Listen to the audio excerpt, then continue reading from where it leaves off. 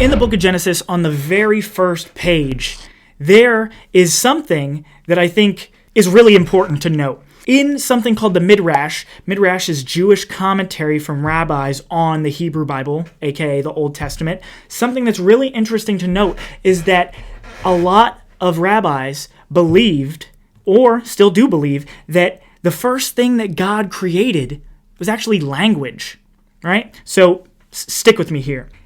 In the Hebrew alphabet, you have the first letter of the alphabet is Aleph, and the last one is Tav.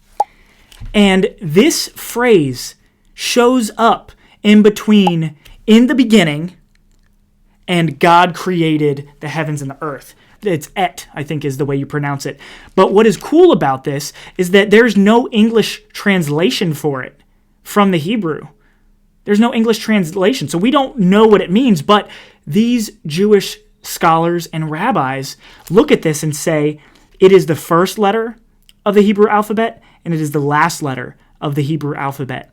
And what is so cool about that is that if God created language first, then he created language so that he would speak out the things that he wanted to create.